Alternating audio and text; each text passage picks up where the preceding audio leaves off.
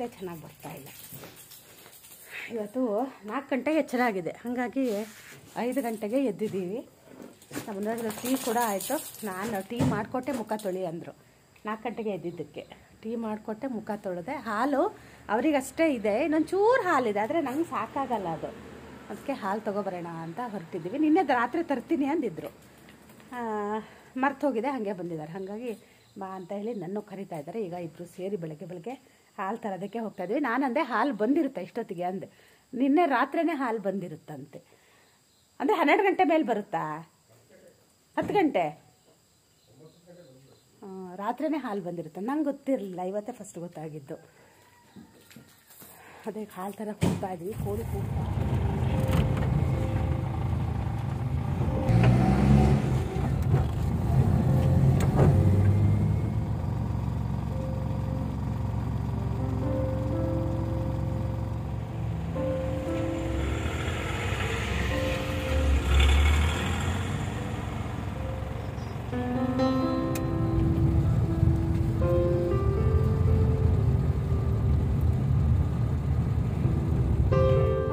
Good morning, welcome back to the channel Krupa Malnad. ನಾನು ಕೃಪಾ. ಇಬ್ಬರು ಹೋಗಿ ಹಾಲನ್ನ ತೊಗೊಂಡು ಬಂದ್ವಿ. ಇವತ್ತು ಬೇಗನೆ ಎದ್ದಿದ್ದೀನಿ, ಯಾಕಂದರೆ ಕೆಲಸನೇ ಮುಗಿಯೋದೇ ಇಲ್ಲ. ಹಾಗಾಗಿ ಸ್ವಲ್ಪ ಬೇಗ ಎದ್ದುಬಿಟ್ಟು ಇನ್ನೂ ಕೆಲಸ ಎಲ್ಲ ಮಾಡೋಣ ಅಂತ ಬೇಗನೆ ಎದ್ದೆ. ಇದು ಹಬ್ಬದಕ್ಕಿಂತ ಹಿಂದಿನ ವ್ಲಾಗ್ ಇದು. ಇದಾದ ನಂತರ ಹಬ್ಬದ ವ್ಲಾಗ್ ಬರುತ್ತೆ. ಅಂದರೆ ಶ್ರೇಯು ಬರ್ತಾನೆ ಹಬ್ಬಕ್ಕೆ, ಅವ್ನು ಕರ್ಕೊಂಡು ಬರೋದ್ರಿಂದ ವ್ಲಾಗ್ಗಳು ಇರುತ್ತೆ. ನಿನ್ನೆ ರಾತ್ರಿಯೇ ಹಾಲು ತರೋದಕ್ಕೆ ಹೇಳಿದ್ದೆ ನಾನು. ಅಂದರೆ ಸ್ವಲ್ಪ ಮಾತ್ರ ಇತ್ತು, ಅವರು ಮರೆತು ಬಂದಿದ್ದಾರಂತೆ. ಹಾಗಾಗಿ ಬೆಳಗ್ಗೆ ಅವರು ಹೊರಟ್ರಲ್ವ, ಆಮೇಲೆ ನೀನು ಬಾ ಅಂತ ಅಂದರು. ಅದಕ್ಕೆ ಮತ್ತು ನಾನು ಮನೇಲಿದ್ದೇನು ಮಾಡೋದು, ಅದು ಬೇಗ ಎದ್ದಿದ್ವಲ್ಲ, ಹಾಗಾಗಿ ನಾನು ಕೂಡ ಹೋಗಿ ಹಾಲನ್ನ ತೊಗೊಂಡು ಬಂದೆ. ನನಗೆ ಹಿಂದಿನ ದಿನ ರಾತ್ರಿಯೇ ಹಾಲು ಬರುತ್ತೆ ಅಂತ ನಂಗೆ ನಿಜ ಗೊತ್ತೇ ಇರಲಿಲ್ಲ. ಇವತ್ತು ಅವ್ರು ಹೇಳಿದ್ಮೇಲೆ ನನಗೆ ಗೊತ್ತಾಗಿದ್ದು. ನಿನ್ನೆ ಏನಂದರೆ ಚಿಮ್ನಿ ಆನ್ ಮಾಡಿದ್ದೀನಿ, ಅದು ನಾನು ಫುಲ್ಲು ಆಫ್ ಆಗೋ ತನಕ ಕಾದೇ ಇಲ್ಲ ಅನಿಸುತ್ತೆ, ಆಫ್ ಮಾಡಿಬಿಟ್ಟಿದ್ದೀನಿ. ಹಾಗಾಗಿ ಅದು ಅರ್ಧದಲ್ಲೇ ಆನಾಗಿ, ಅಂದರೆ ಅರ್ಧ ಓಪನ್ ಆಗಿ ಇತ್ತು, ಆನ್ ಆಗಿರಲಿಲ್ಲ, ಅರ್ಧ ಓಪನ್ ಆಗಿತ್ತು. ಆಮೇಲೆ ಇದು ಯಾಕೆ ಹಿಂಗಿದೆ ಅಂತ ಕೇಳಿದ್ರು. ಆಮೇಲೆ ನಾನು ನೋಡಿದಾಗ ನಂಗೆ ಗೊತ್ತಾಗಿದ್ದು. ಮತ್ತು ನಾನು ಚಿಮ್ನಿನ ಹೆಚ್ಚಿಗೆ ಯೂಸು ಮಾಡೋದಿಲ್ಲ. ನಾನು ಕರಿಬೇಕಿದ್ರೆ ಅಥವಾ ಮೆಣಸು ಹುರಿಬೇಕಿದ್ರೆ ಆ ಥರದ್ದೆಲ್ಲ ಮಾಡಬೇಕಿದ್ರೆ ನನಗೆ ಮರ್ತೇ ಹೋಗಿಬಿಡುತ್ತೆ. ಅದೆಲ್ಲ ಆದಮೇಲೆ ನೆನಪಾಗುತ್ತೆ.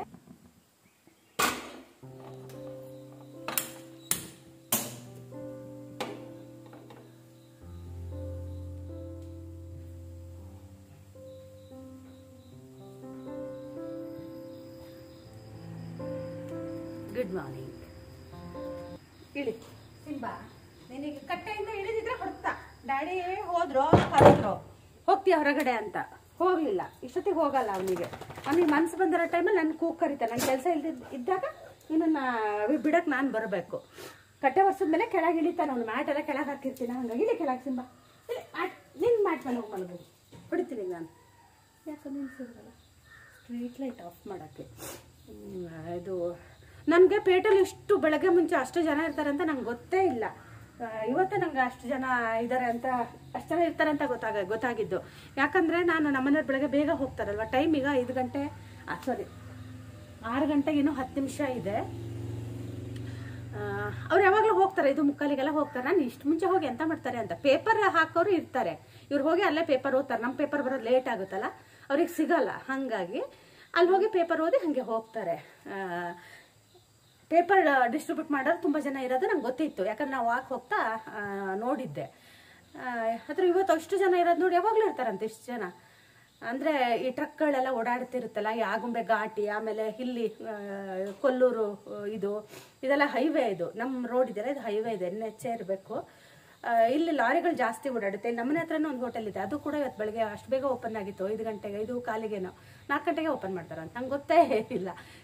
ನಂಗೆ ಹೆಂಗೆ ಗೊತ್ತಾಗಕ್ಕೆ ಸಾಧ್ಯ? ನಾನು ಅಷ್ಟೊತ್ತಿಗೆ ಎಲ್ಲೋ ಹೋಗೋದೇ ಇಲ್ಲಲ್ಲ, ಹಾಗಾಗಿ ನಂಗೆ ಗೊತ್ತಿರಲಿಲ್ಲ. ಇವತ್ತು ಇವರು ಕರೆದಿದ್ದಕ್ಕೆ ಹೋದೆ. ಬಾಬಾ ಮತ್ತೆಂತ ಮಾಡ್ತೀಯ ಅಂತ ಹೋಗಿ ಹಾಲು ತೊಗೊಬಂದು ಹಾಲು ಕಾಯಕ್ಕಿಟ್ಟೆ. ತಿಂಡಿ ಇವತ್ತು ರೊಟ್ಟಿ, ಬದನೆಕಾಯಿ ಬಜ್ಜಿ. ನಿನ್ನೆ ಬದನೆಕಾಯಿ ತೊಗೊಬಂದಿದ್ರ, ಹಾಗಾಗಿ ಒಂದೇ ಇತ್ತಂತೆ ಉಡುಪಿಗುಳ್ಳ, ಅದೊಂದೇ ತೊಗೊಬಂದಿದ್ರು. ಬಾಕಿ ಇದು ಬೇರೆ ಬದನೆಕಾಯಿ ತೊಗೊಬಂದಿದ್ರು. ಅದು ಉಡುಪಿಗುಳ್ಳ ಇತ್ತಲ್ಲ, ಇನ್ನೊಂದು ಸಣ್ಣದು ಬೇಯಕ್ಕೆ ಹಾಕಿದ್ದೀನಿ. ಅವರಿಗೆ ಈ ಕಡೆ ಮಾಡ್ತಾರೆ ಬದನೆಕಾಯಿ ಬಜ್ಜಿಗೆ ಸೌತೆಕಾಯಿ ತುರಿದು ಹಾಕಿ ಮಾಡ್ತಾರೆ, ಆ ಥರ ಮಾಡ್ಬೇಕಂತೆ.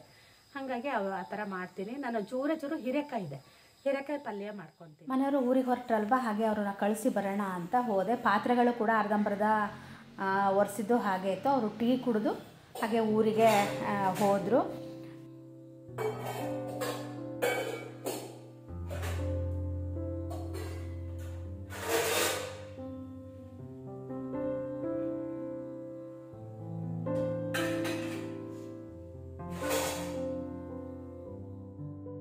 ಇವತ್ತು ಬೇರೆ ಏನಾದರೂ ತಿಂಡಿ ಮಾಡೋಣ ಅಂತಲೇ ಅಂದ್ಕೊಂಡಿದ್ದೆ. ನಮ್ಮನೆಯವರಿಗೆ ಇದು ಅಕ್ಕಿ ರೊಟ್ಟಿ ಮತ್ತು ಆ ಥರ ಬದನೆಕಾಯಿ ಬಜ್ಜಿ ತಿನ್ನಬೇಕು ಅಂತ ಅನಿಸಿತ್ತಂತೆ.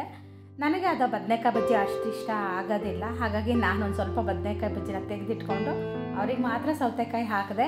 ಅವರಿಗೂ ಏನು ಅಷ್ಟು ಇಷ್ಟ ಆಗಿಲ್ಲ ಅನಿಸುತ್ತೆ. ಕೆಲವೊಂದು ಅಡುಗೆಗಳು ಏನು ಗೊತ್ತಾ, ಅದು ಅವ್ರ ಕಡೆಯವ್ರು ಮಾಡಿದ್ರೇ ಅದೊಂಥರ ರುಚಿ ಅನಿಸುತ್ತೆ. ನಮ್ಮ ಅಡುಗೆಗಳನ್ನ ನಮಗೆ ಒಂಥರ ಕೈ ಕೂತಿರುತ್ತಲ್ವ, ಅದು ನಾವು ಮಾಡಿದರೆ ಚೆನ್ನಾಗಿ ಅನಿಸುತ್ತೆ. ನನಗೂ ಅಷ್ಟು ಇಷ್ಟ ಆಗಲಿಲ್ಲ. ನಾನು ಒಂದು ಸ್ವಲ್ಪ ಮಾತ್ರ ತಿಂದೆ, ಅದು ನನಗೆ ಟೇಸ್ಟಿಗೆ ಅಂತ. ಆದರೆ ನಮ್ಮ ಮನೆಯವರು ಅಂತ ಏನು ಇಷ್ಟಪಟ್ಟು ತಿಂದಿಲ್ಲ. ಆದರೆ ನಾನು ಹೇಳಿದೆ ಅವರಿಗೆ, ಇನ್ನು ಮಾತ್ರ ಈ ಬಜ್ಜಿ ಮಾಡಿ ಅಂತ ಹೇಳಿಬೇಡಿ ಅಂತ ಅಂದೆ. ನನಗೂ ಯಾಕೋ ಅದು ಅಷ್ಟು ಇಷ್ಟ ಆಗಲಿಲ್ಲ. ಒಂದು ಸ್ವಲ್ಪ ಹೀರೆಕಾಯಿ ಇತ್ತಲ್ವ, ಆದರೆ ಹೀರೆಕಾಯಿ ಏನಾಗಿತ್ತು ಅಂದರೆ ಸ್ವಲ್ಪ ಕಹಿ ಇತ್ತು. ನಾನು ತಿಂದು ನೋಡಿದೆ, ಆವಾಗ ಸರಿ ಇತ್ತು. ಆಮೇಲೆ ಪಲ್ಯ ತಿನ್ನಬೇಕಿದ್ರೆ ಸ್ವಲ್ಪ ಅಲ್ಲೊಂದು ಸ್ವಲ್ಪ ಇಲ್ಲೊಂದು ಸ್ವಲ್ಪ ಕಹಿ ಅಂತ ಅನ್ನಿಸ್ತಾ ಇತ್ತು. ಸೌತೆಕಾಯಿಯೂ ಅಷ್ಟೇ, ಕೆಲವೊಂದು ಸಲ ಹಾಗೆ ನೋಡಿ ನಾವು ತಿಂದು ನೋಡದೇ ಇದ್ದರೆ ಕೆಲವೊಂದು ಸೌತೆಕಾಯಿ ಕಹಿ ಅಂದರೆ ಕಹಿ ಇರುತ್ತೆ. ಯಾವತ್ತೂ ಹೀರೆಕಾಯಿ ಹಾಗಾಗಿರಲಿಲ್ಲ. ಯೂಶ್ವಲಿ ನಾನು ಹೀರೆಕಾಯಿ ತಿನ್ನೋಡೇ ಪಲ್ಯಕ್ಕೆ ಹಾಕೋದು. ಇವತ್ತು ತಿಂದು ನೋಡಿದಾಗ ಸರಿ ಇತ್ತು. ಆಮೇಲೆ ಪಲ್ಯದಲ್ಲಿ ಸ್ವಲ್ಪ ಕಹಿ ಅಂತ ಅನ್ನಿಸ್ತಾ ಇತ್ತು. ನಾನು ತಿಂದು ನೋಡಿದ್ದೆ ಸರಿ ಆಗಿರಲಿಲ್ವೋ ಏನೋ, ನನಗೂ ಗೊತ್ತಿಲ್ಲ. ನನಗೆ ತುಂಬ ಇಷ್ಟ ಹೀರೆಕಾಯಿ ಪಲ್ಯ. ಅದು ಈ ಥರ ಹಸಿರು ಮೆಣಸು ಹಾಕಿ ಮಾಡ್ತೀನಲ್ವ, ಆ ಪಲ್ಯ ಇಷ್ಟ ಆಗುತ್ತೆ. ನಂಗೆ ತುಂಬ ದಿನದಿಂದ ದೊಡ್ಡ ಮೆಣಸಿನ್ಕಾಯಿ ಪಲ್ಯ ತಿನ್ನಬೇಕು.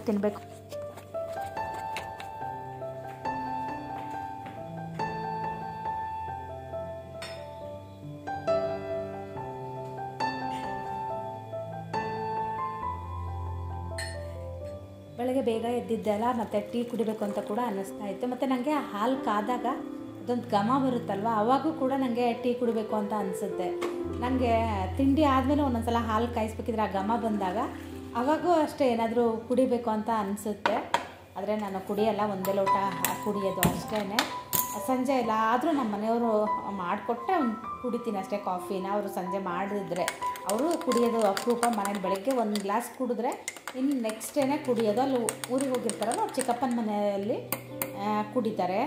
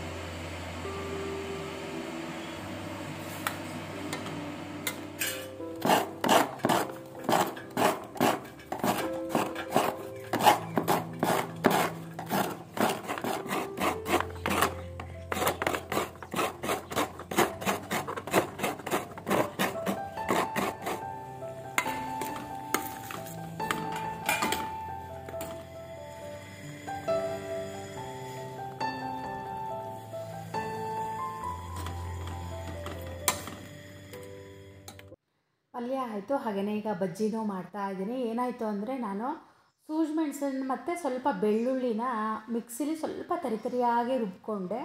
ಅದು ರುಬ್ಬಿದಾಗ ಘಾಟು ಬರುತ್ತೆ ಅಲ್ವ, ಅದು ಘಾಟು ತೊಗೊಂಡು ನನಗೆ ಒಂದು 100 ಸೀನ್ ಹೊಡೆದಿದ್ದೀನಿ. ಆನಂತರ ಥಂಡಿ ಆದಂಗೆ ಆಗಿಬಿಡ್ತು.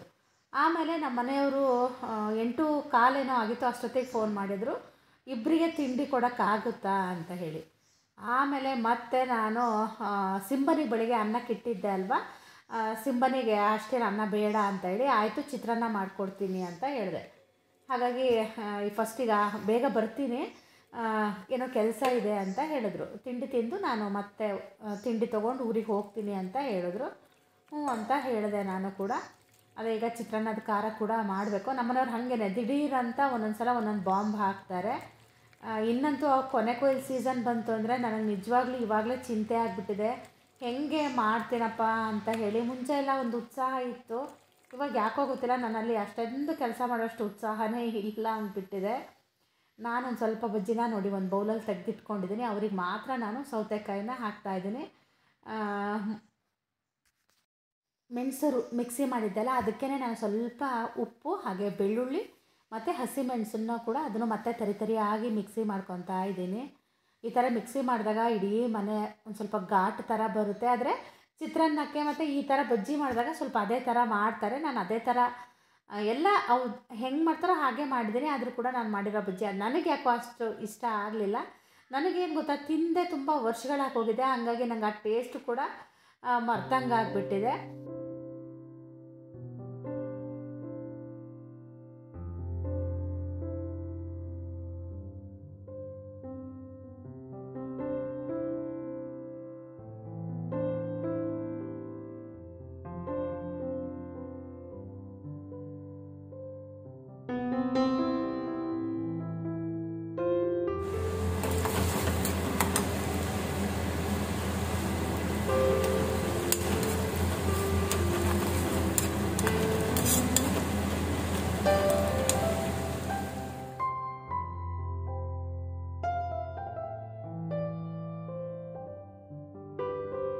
ಚಿತ್ರಾನ್ನದ ಖಾರ ಕೂಡ ಆಯಿತು. ನಾನು ಶೇಂಗಾ ಬೀಜ ಏನೋ ತೆಗೆದಿಟ್ಟು ಆ ಥರ ಏನೂ ಮಾಡಿಲ್ಲ, ಸ್ವಲ್ಪ ಮಾತ್ರ ಒಗ್ಗರಣೆ ಮಾಡಿದ್ದೆ.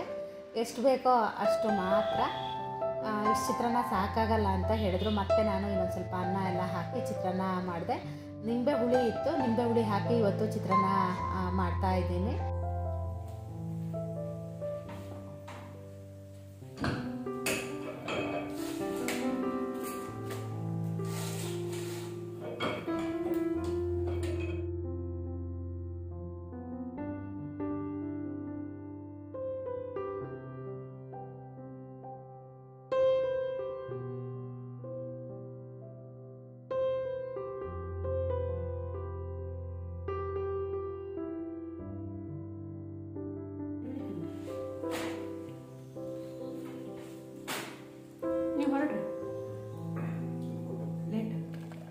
ನಮ್ಮ ಮನೆಯವರಿಗೆ ನೀವು ಹೊರಡ್ರಿ ಮತ್ತು ನಿಮಗೆ ಲೇಟ್ ಆಗುತ್ತೆ ಅಂತ, ಯಾಕಂದರೆ ಕೆಲಸದವರಿಗೆ ಕೂಡ ತಿಂಡಿ ಕೊಡಬೇಕಿತ್ತಲ್ವ, ಅವರು ಒಯ್ದು ಅದಕ್ಕೆ. ಹಾಗೆ ಸ್ವಲ್ಪ ಮಜ್ಜಿಗೆ ಹದ್ ಮಾಡಿಡು ಅಂತ ಹೇಳಿದರು.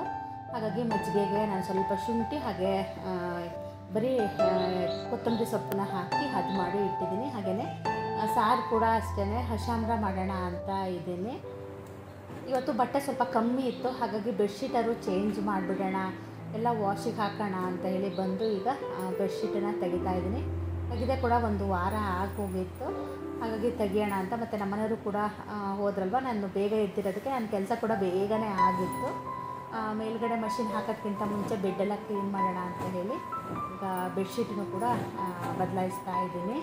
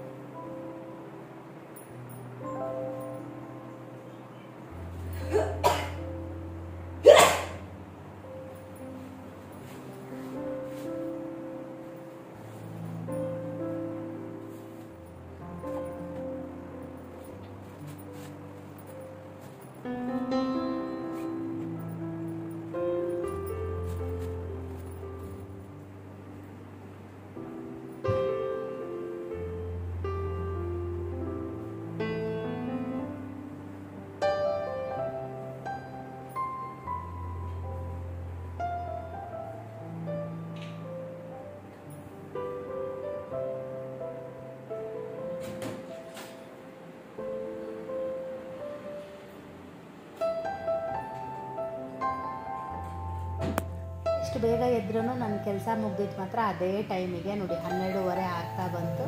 ಹಾಗೆಯೇ ನನ್ನ ಪೂಜೆ ಎಲ್ಲ ಆಯಿತು. ಇವಾಗ ನಾನು ಅನ್ನಕ್ಕಿಟ್ಟು ಹಾಗೆ ಈಗ ಇವತ್ತು ಹಶಾಮ್ರ ಮಾಡೋಣ ಅಂತ ಅಂದ್ಕೊಂಡಿದ್ದೆ. ನನಗೆ ಯಾಕೆ ಊಟ ಮಾಡಬೇಕು ಅಂತ, ಆದರೆ ಕರೆಂಟ್ ಹೋಗ್ಬಿಟ್ಟಿತ್ತು.